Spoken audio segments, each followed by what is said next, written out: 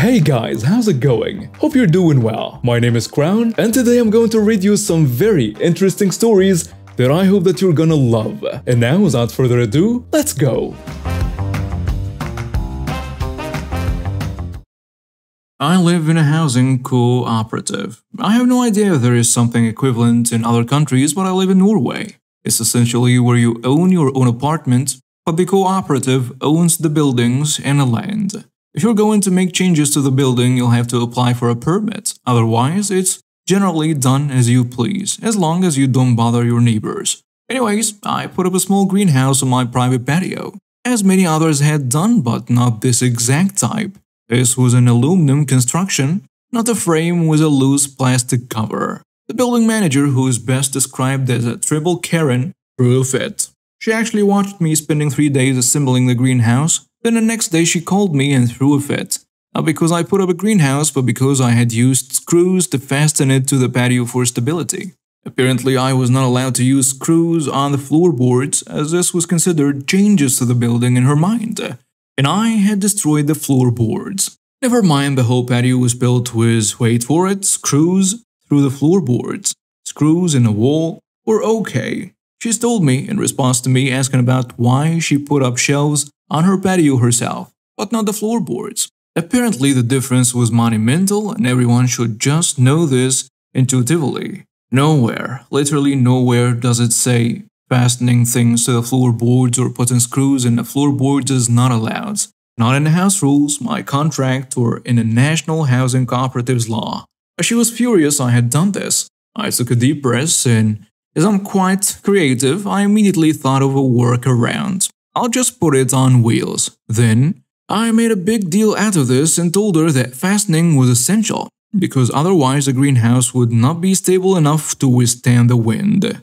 She said she understood this, but I had now ruined the co-op's property. And this was a really serious matter. She told me to send an application for a permit to see if she could find a way to get approval from the board. But she could not guarantee I could keep it. She said with the fakest of sympathies. So I sent the application with photos saying what I had done and that I didn't think I had to apply to do it, as I never considered putting in a prefabricated greenhouse would be seen as changes to the building. My application was rejected as I anticipated, but she worded the rejection exactly as I hoped she would. I was not allowed to put in a fastened greenhouse, and she probably thought she'd be clever when she included that I was not allowed to put the greenhouse on my front lawn either. I had worked the "it needs to be fastened to be stable" angle hard, because I hoped she, as a Karen she is, would fall for that reverse psychology. So I proceeded to put the greenhouse on wheels. I made a frame from 2x4s and put 8 small furniture wheels under the frame. I then lifted and screwed the greenhouse onto the frame. I put some boards on the sides just above the ground to stop the draft. Boom! Mobile greenhouse. I can slide it all over the patio. I put some hooks in the walls and used transfer straps to secure the whole thing to the wall for stability. The walls were okay to put screws in, remember? So in effect, my greenhouse is now in the exact same location, 4 inches taller, with ugly blue ribbons tying it to the wall. And the patio now has 22 open screw holes, ready to be filled with rainwater in the fall. But oh well, as she's repeatedly told me, it's not my patio. Then I sent an orientation email to the building manager with photos and videos of the sliding greenhouse, with the rest of the board members on copy, where I explained in detail what I had done, and how every step was in compliance with the rejection email I had received, which I of course included. I said the greenhouse was now to be considered a piece of mobile patio furniture, just like my sofa and chairs were, and that I now considered this subject to be a closed matter. I have not heard a single word from any of them. It's been over a week. I think I got her. I can't imagine she'll find a loophole that lets her legally dictate what patio furniture is allowed and not in the co-op, since the patios are stated to be for every apartment owner's private usage. So when Christmas comes, I'm planning to decorate the greenhouse with lights and make it pretty, because every time Karen steps out of her front door, she has to face my patio where she's looking straight at my greenhouse. The least I can do is make it pretty for her, right? So I used to work third shift at a carpet warehouse in northeast Georgia. This area is known as the carpet capital of the world. I worked as a lift truck driver at a distribution center.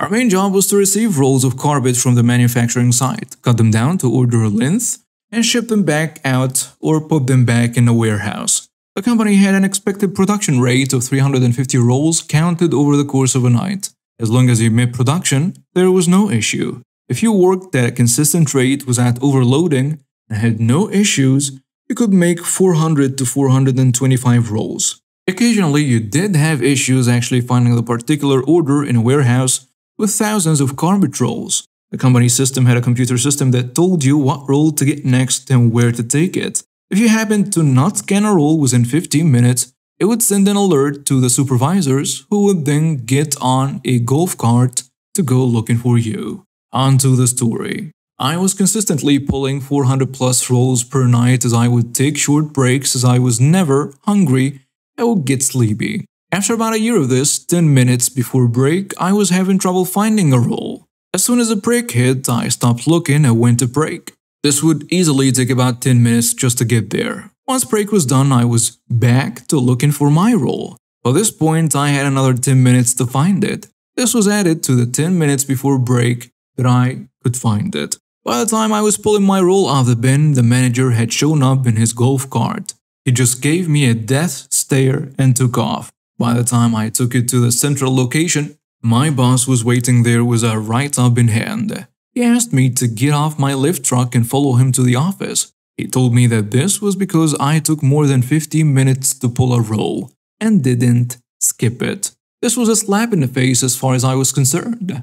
From that point on, I never ever did more than a few more rolls than the required production rate. I would carry a clipboard and count my tally for the night.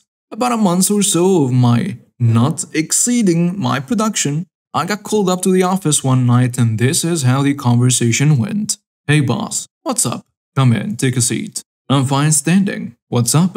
Come on in, take a seat." "Something going on?" "I need to get back to getting my night's production." "Well, don't worry about that. We won't count today against you." "Okay, what's up? Is everything okay? Are you doing alright at home?" Me, visually confused. I'm fine. What is this about?" "I'm not just a boss, we're family, and it's my responsibility as a boss to make sure that everything is okay. The reason I called you up is because you have had a sudden drop in production about a month ago, and we were wondering if you had some family issues going on." "Nope, my production is where the company expects it to be." "I am not saying that it's not. You were one of the few employees that could get 400 plus rolls a night, and now you're barely getting production." "But it's 350, right?" "Yes, you're meeting production, but you would do 400 plus rolls a night, and as a team, your additional rolls would help out your other team members who were struggling." "Wait, you were using my roll count to go towards someone else? Why was I never given part of their paycheck?" "Well, that's not how it goes. We are a team and we have a collective production rate that is a team requirement." I give an internal sigh at this nonsense. We have some teammates who have slower equipment or have trouble with hand-eye coordination, and your additional rolls would help them with their roll count go towards the collective department production rate. "Okay, so what do you want me to do about it?" "As far as I'm concerned, the company requires 350, and that is what I'm doing, right? Can you tell me why? Is it that you dropped all of a sudden?" "Fine, let me take a seat." I pulled out my wallet and started to pull out the signed write-up that he gave me a month ago. I slid it over to him. My plan was coming to fruition, as I somehow felt that this moment would come somehow. "What's this?" "This is a write-up that you gave me a month ago. Do you remember?" That night I had already met my 350 production requirement. I was stuck on a roll 10 minutes before break and took another 10 to 12 minutes after break. That night I already had my 350 rolls. Do you remember? I was met with a surprised Pikachu face. "After you wrote me up that night when I already had more than my expected production, why would I ever want to give you more than I have to? Do you really not remember this? It's a good thing that I held on to this, huh?" After about 10 minutes of silence, "Will that be it? Can I go back to doing my work?" Yeah, go ahead." And that was it.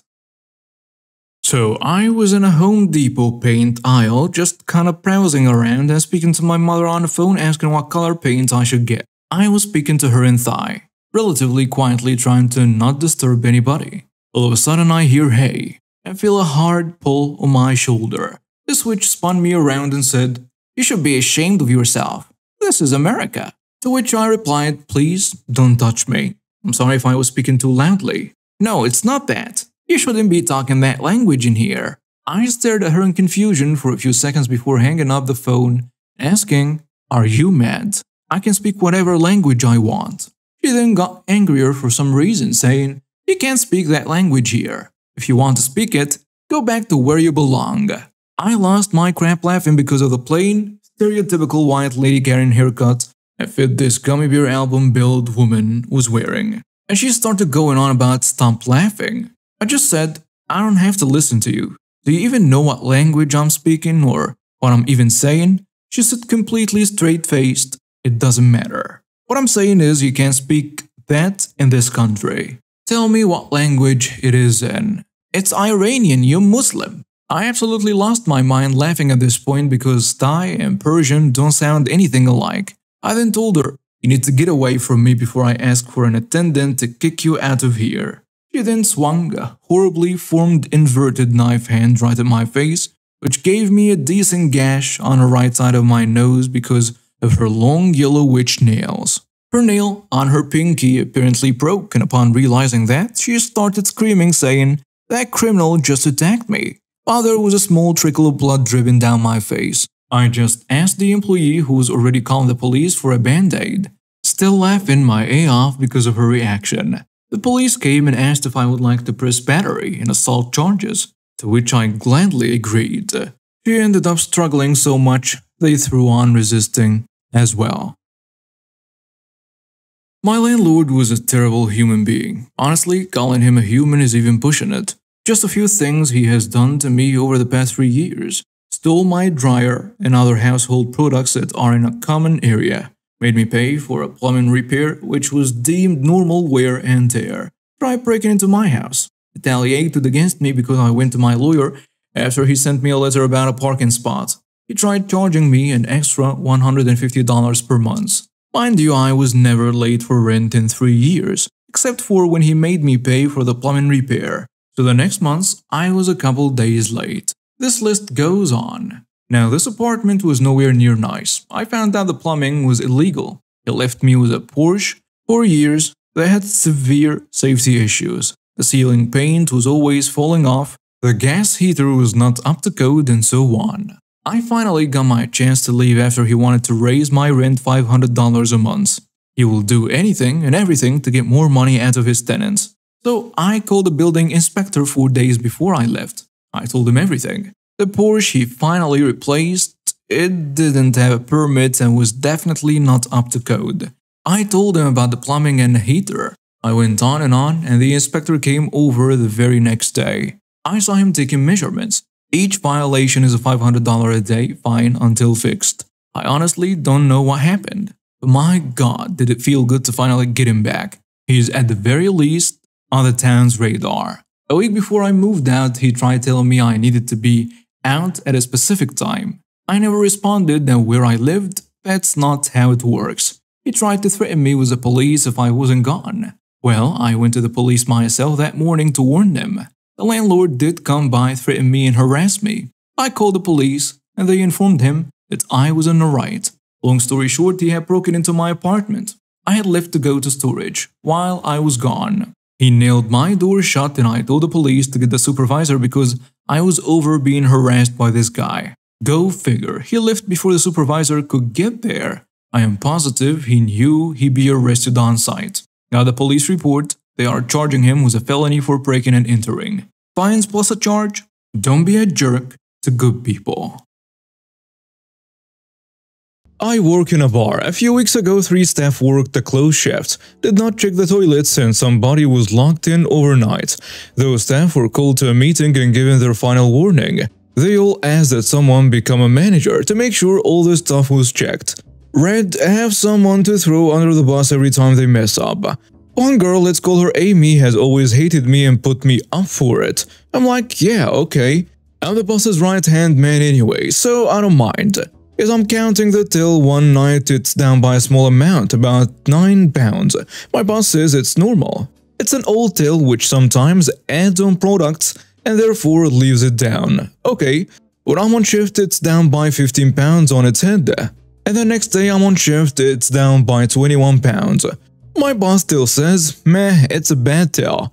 Amy whispers to my boss she thinks I'm skirting money from the till. I get put under investigation. While I'm not at work, the till is only down by 2 to 3 pounds, which is normal. So I started looking through the CCTV files from home. Well, because as a manager, I can do that. What I found was that it was Amy skirting from the tills, but she doesn't take the money. The angle of the camera just shows the right-hand side of the till. So she thinks by shoving the money under the left side of the till no one will see it. I believe she did this in case she was caught and could just put all the money back. I carried on watching and caught her giving drinks away for free. We've been having some issues with our CCTV data lately. It corrupts and won't work. And I find the problem. She has downloaded the app and is watching the CCTV. If it won't work, she knows someone is watching it and actually does some work. Which explains why we have been unable to open certain files. Because she had the app open which stopped the access working. She somehow found the password and has been watching the pop. And it came to light that the night of the sleeper, she had not set the alarm and also watched the person inside after hours on the CCTV. We believe it was a plot to try and rob the pub, but she didn't count on us having the CCTV checked and repaired by the company which showed the log access. She's fired, and I believe she's getting sued as she deserves. Edit to clarify. The night of the sleeper is a night someone was locked in. Me and my boss thought they must have been asleep and that's why they were locked in, but it seems to have been a plot to rob the pub. Sorry if that was not clear. I was so excited and nervous when my wife went into labor.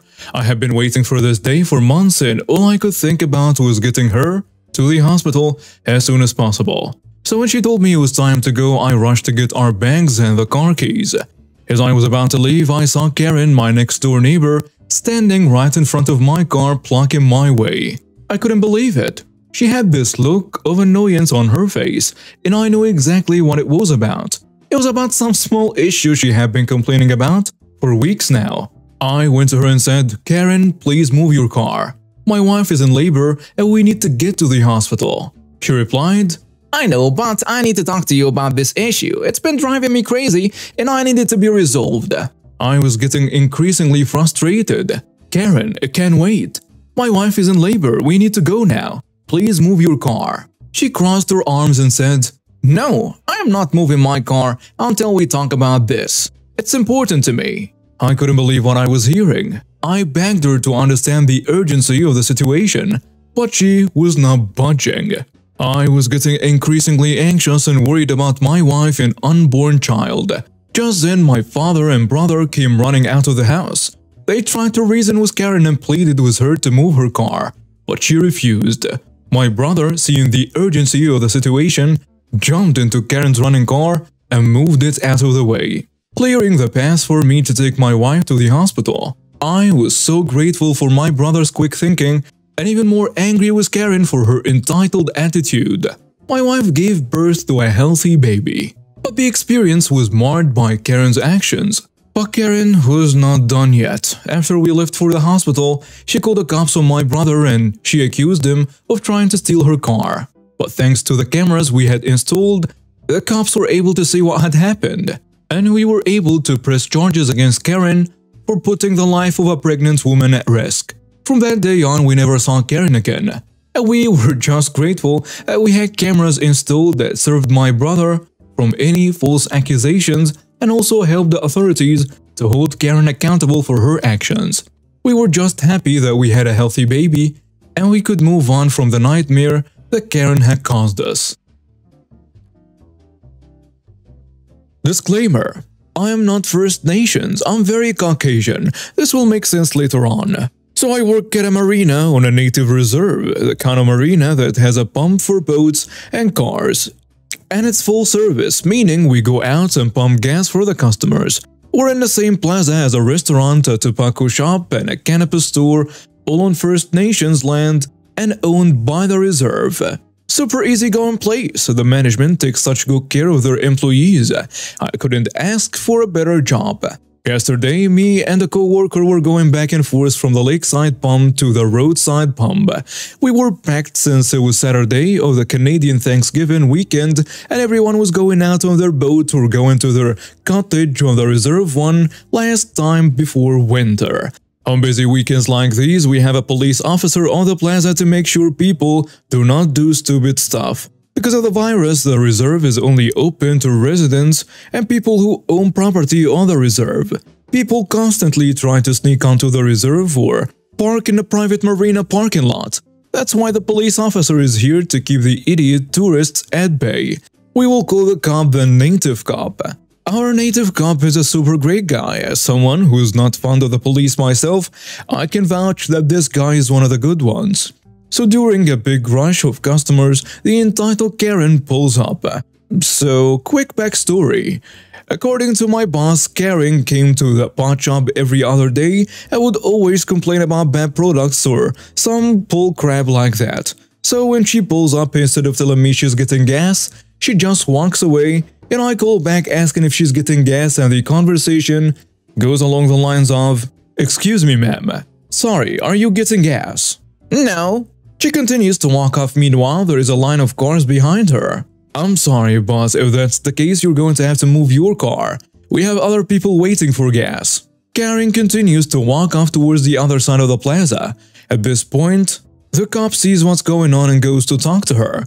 I see a wave of realization wash over his face as he stops her. Their conversation is out of earshot, but I heard something along the lines of, "How am I supposed to know? I know my rights from the entitled Karen." "Ma'am, you're banned from the premises." From the native cop. They move back to the car. Meanwhile, I'm trying to calm down the people in line who are all pissed off that this car is in the way. The cop tells her, "Ma'am, for the last time you're banned from the premises for 30 days. That was 9 days ago. You still have 3 weeks until you're allowed on First Nations land." "But I wasn't on Plaza property yet. I'm just at the gas shack. What right do you have to talk to me that way?" "Look, from that tree to that tree is also native land and thus Plaza property." He gestures to 2 trees on either side of the asphalt lot. "I'm going to have to ask you to leave now." "What? So now an Indian can arrest a white woman?" She scoffs and then says, "Right, man?" She gestures towards me. I'm obviously taken aback, so I say nothing. "Traitor." She then mumbles. She continues, "You don't understand how they treated me back there." The cop tells her, "For the last time, you've been banned from the entirety of the plaza. You can come back in 3 weeks, but you have to leave the premises immediately." "But you're not even a real cop. You don't have any authority over me. Get off your power trip, Indian." "I assure you, ma'am, that I'm a part of the reserve named police department, and if need be, I have full authority to arrest you as any other police officer would."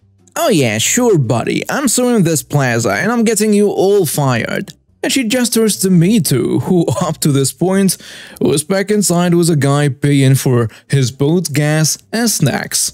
"That's fine, ma'am. But if you don't leave right now, I will have to arrest you. And if you come back within the next 3 weeks, you will also be arrested." Realizing he called her bluff, she huffs, sits back in her car and mumbles something like, "Freaking Redskins," and drives off. The next day, the day as I'm writing this, it's dead slow. I mean, I've been watching Netflix all shift, until I see my coworker walking over from the parking lot to start his shift. Behind him, I see Karen being put up against the car screaming as a cop cuffs her. It's just barely out of earshot, but I see the cop say what I'm assuming is the whole "you have the right to remain silent" and so on. As this is happening, I can hear Karen yelling, "What? So I'm getting arrested by an Indian cop? What a load of nonsense. I'm getting you fired. I'll sue everyone." And the cop pulls her over to the other side of the parking lot where I'm assuming the car was parked. It was far enough away that I couldn't see it behind the other cars, but could still hear the entitled Karen yelling obscenities. The cop filled me in on the details later, saying that she came back wanting to videotape the pot job and all the health hazards, bad products, health and safety issues there. Mind you, the process to open a cannabis store is meticulous. They won't let you open if anything is short or perfect, from what I understand. The store hasn't even been open for a year. All the equipment and everything is brand new. So the cop gets wind of this and comes back to arrest her. As he restrains her, she starts dialing 911. I repeat, she calls the cops on the cops. Her justification, he's an Indian cop, not a real one. So the cop has to talk to the other police department, then clear things up with them. Meanwhile, Karen is screaming in the background. They later released her and are extending the ban indefinitely. Me and my coworker are laughing hard, as this is gonna be a fun story to tell at Thanksgiving dinner. So I gotta start by saying I'm a nurse, and considering the difficult position and vulnerability most people in a hospital are living, I try to make my patient's life as easy as I can. This is maybe the only time I really felt I was being a mean nurse. I worked at an orthopedic service at the time, and the patient in question had surgery about 5 days ago for a hip replacement. So this one day I'm giving medication to patients, and this particular patient is in a corridor. And I hand him acetaminophen pills. Pain medication, not strong at all, but taste as bitter as they come. And you need to swallow them fast, or they dissolve in your mouth and the flavor is just the worst. He's in no pain. It was a preventive measure at the time. He takes the pills out of the wrapper and throws it on the floor right in front of me. Trash can by his side. I tell him, "Sir, you just threw garbage to the floor." "Yeah, so?" "Well, if you didn't want to put it in a trash can, you could have just given it to me, and I would do it." "Don't sweat it. The maid will get it."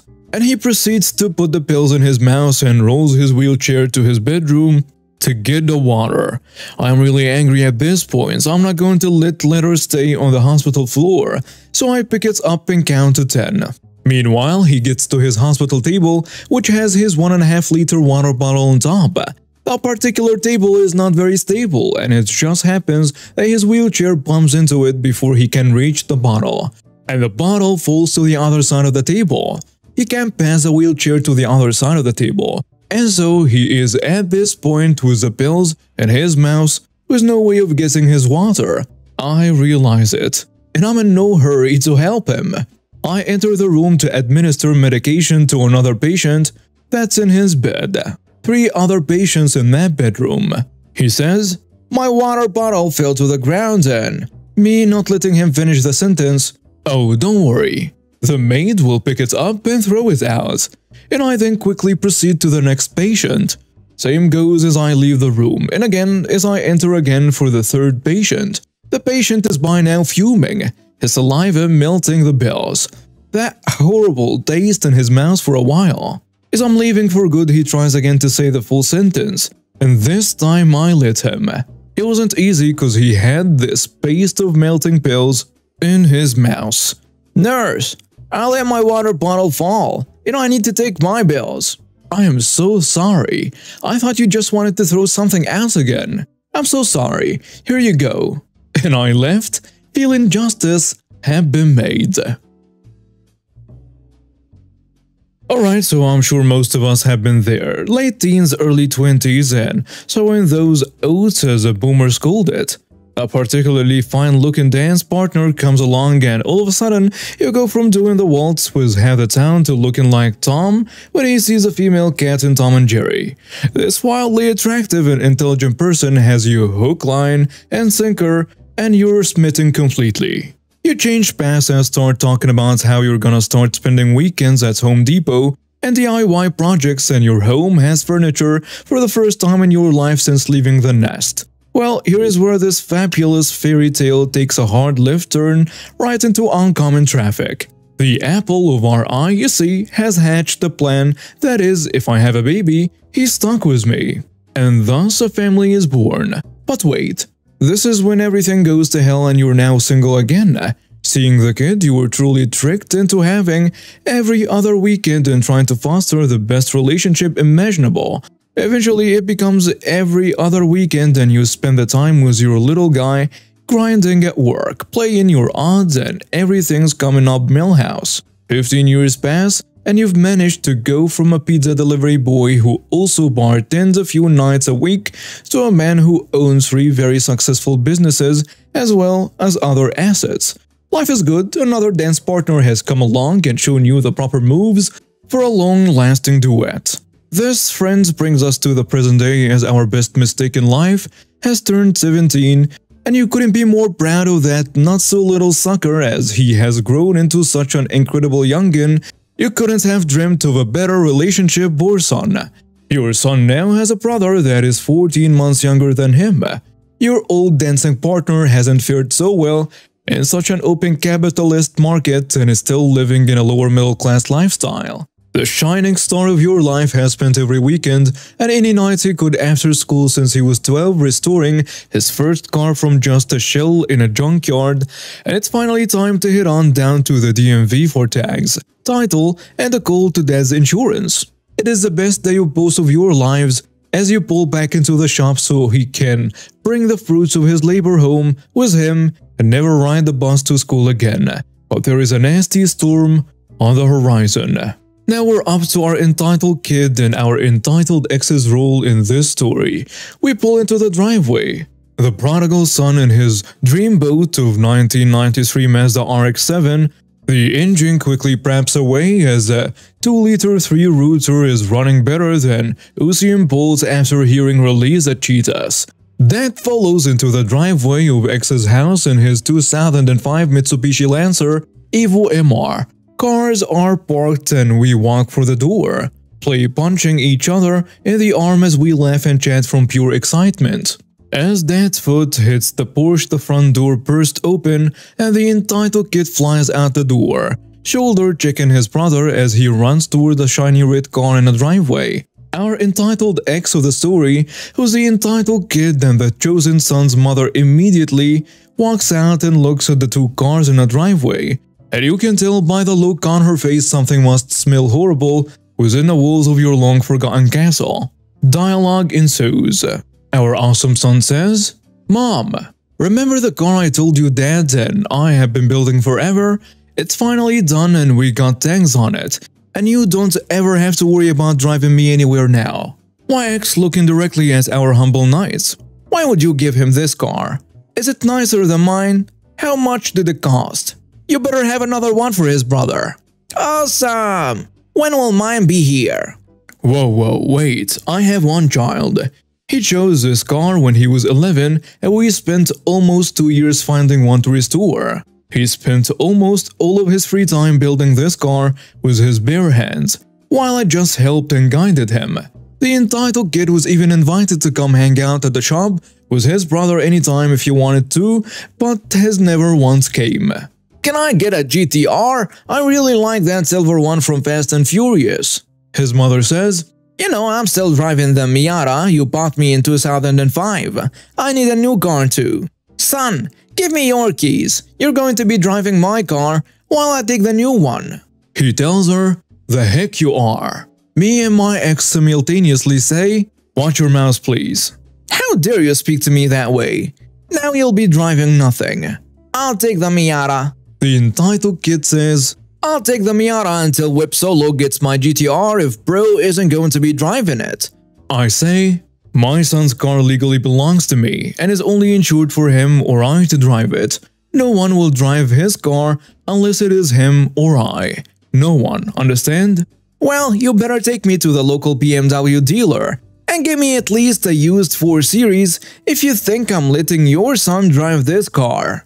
Awesome son finally collecting his thoughts. "Mom, Dad isn't my brother's dad. He's not your husband and I can't remember a time when he was. That is my car I built with my own hands." He was tearing up at this point. "And I'll just sell it before Dad buys you a new car." Me, proud, concerned, and all around befuddled from these events. "Son, go pack a bag or 2 of all of your important stuff. You can drive to school from my house now. It's no big deal." My ex screamed an absolute boatload of insults. curse words and demands as we got into our cars, and has been texting me non-stop ever since. This happened on Sunday, and the entitled kid showed up at my shop last night and wanted to learn the ropes. I had to inform the entitled kid that I wasn't going to be buying him a car, but if he wanted to learn mechanics, I'd be happy to teach him. And when he did get a car, I am sure both I and his brother would help him do any modifications he'd like to it. And I'd also get him parts at wholesale price, 35 to 50% off typically. The entitled kid immediately screamed, "This is nonsense!" Kicked in the door of a 2015 Mustang we had in for a cam job, denting it all to hell, and running out of my shop. I've sent an officer to formally trespass the entitled kid from my business and filed a police report on my ex to make the phone calls and texts end. I decided to tell the story with a bit of jest, as if I didn't, I'd have dropped an F-bomb every fourth word while typing this. If I'm in some bizarre world where I'm the entitled douche here, feel free to roast me. I will end by saying my ex had seen our son's car about a week after we fished it out of the junkyard, and it literally looked like that, since the first Fast and Furious was a Supra on the back of the tow truck. And now we have reached the end of today's stories. Thank you for watching and see you next time.